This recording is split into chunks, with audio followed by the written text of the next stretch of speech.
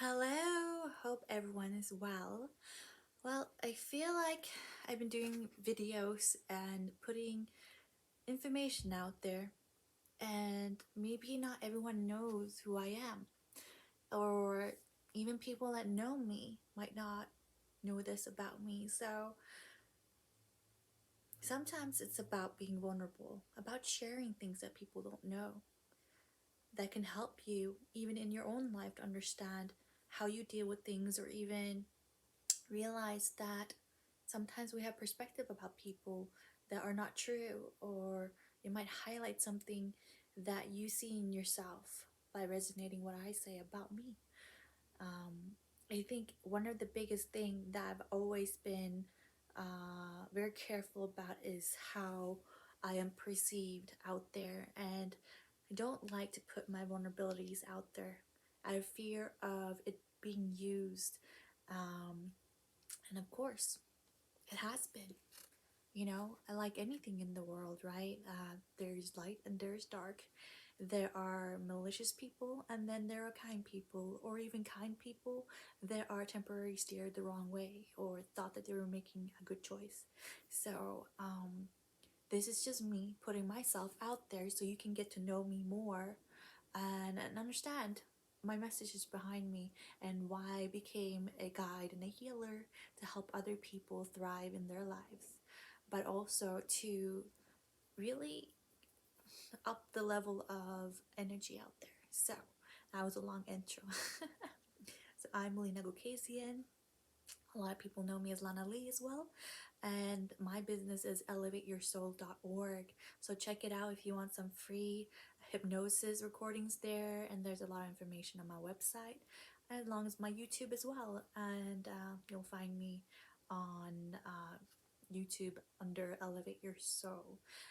I might not be searchable yet, but my link is in my Instagram feed. Or if you're on YouTube, you're here. Thanks for finding me. So, 6 things that you might not know about me. I have always been perceived as having high energy. I really don't. My human design is a projector, and we're a non-energy type, so I don't actually project energy out. And it's very true too. Not that I stand by the type of who I am in human design, but I actually don't have that much energy. A lot of people think that I'm the Duracell bunny because I'm always actively doing things and go, go, go, go, go, and I keep my schedule full, whatever. But with that, it takes a lot of downtime as well to create that space and balance in my life. So, yes, a lot of people think that I have a lot of energy and Duracell bunny, but that is not true. And the second thing is that I'm an introvert. I can be very shy as well.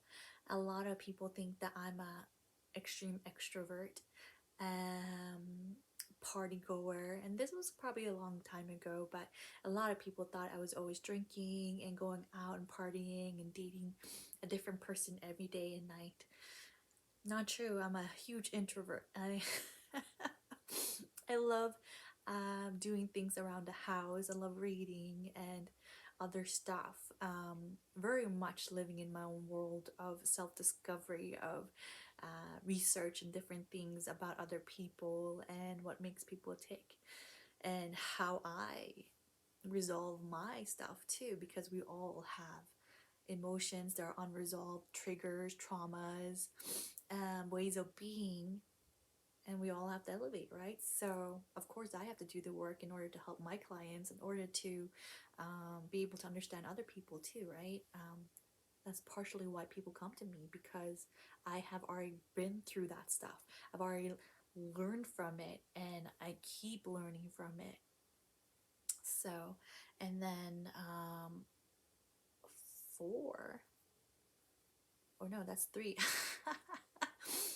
uh, Three, I was bullied as a child. I was bullied by my cousins growing up. I was very different from a lot of people. that I grew up with.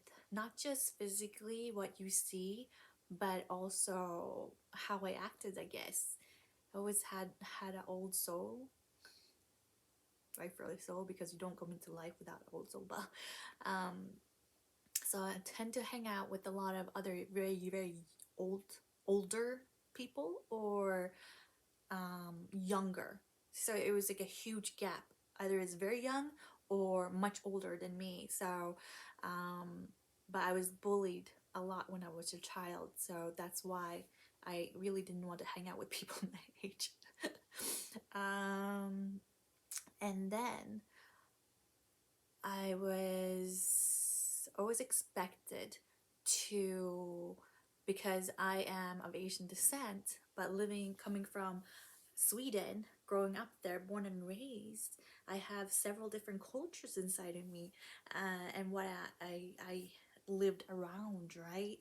But it was always expected of me to marry a Chinese boy, a man, and it was ingrained in me. I was groomed to be a bride, to only serve, to only be submissive and not have any say in matters or opinions or nothing. Always never speak, really. So I was groomed to do that, to be a wife and to have children, to serve and clean. Um, and that was part of my culture, be a good little Asian girl, and everything will be fine. Um, I ran. But that's a story for another time. And another big thing, I left this for last because it's such a huge thing that a lot of people probably don't know about me, because um, actually I've been told that quite a lot, where people think that I'm not deep, and then when they start talking with me, they realize how deep I am. And so, well, everybody's deep if you really are willing to stay there a while and realize and have that conversation, right? But for me, I was sexually abused for a very long time, and that's something that causes me a lot of pain and trauma, and something that I had to survive, thrive, and get out of victim mentality from. And with all of the different mixtures of the 6 things that you've learned about me now, the cultural aspect of always serving, being submissive, and being somebody's prize, pretty much, and also being bullied, and being an introvert. So I've always been labeled differently, right? So everyone thinks I'm an extrovert, I'm an introvert. And I have people, even from school, trying to argue the fact that no, you're an extrovert, you're a physical. So we have 2 different types in the hypnotherapy world, where we're emotional or physical. Physicals are usually very exuberant and outgoing, probably a lot more talkative and a little bit more louder than introverts or emotionals are. But I am not. And then also, when I was a child, I had to dress up as a boy to avoid sexual, how do you call this? Attention. So even though my mother wanted to have a little girl, I was dressed up as a boy. Partially because I had hand-me-downs from my 2 brothers, but also because she didn't want anyone to have that sexual attention to me.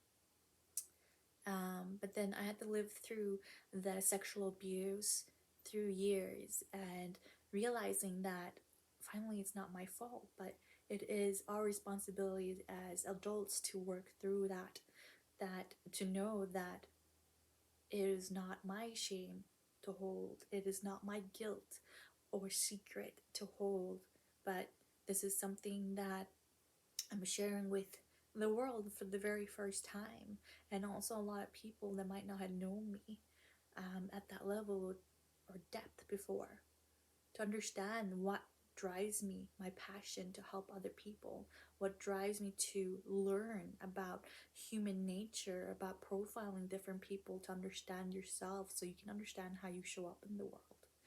There's so many different things, but also to provide that kind of support out there, because not a lot of people know where to turn.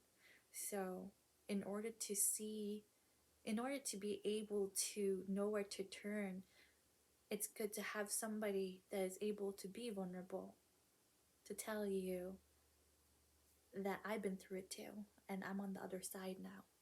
And it can be tough. Sometimes it comes back, but know that there is resources out there for you. Know that you are not alone, and that sometimes we don't know what other people are going through, or the pains, the traumas, triggers. But this is just to let you know my vulnerabilities and 6 things, and probably a lot more that I shared here about me that you might not have known. So, thank you so much for sitting in and listening in and getting to know me. Namaste. I honor the light in you. Thank you for the honoring the light in me and for listening.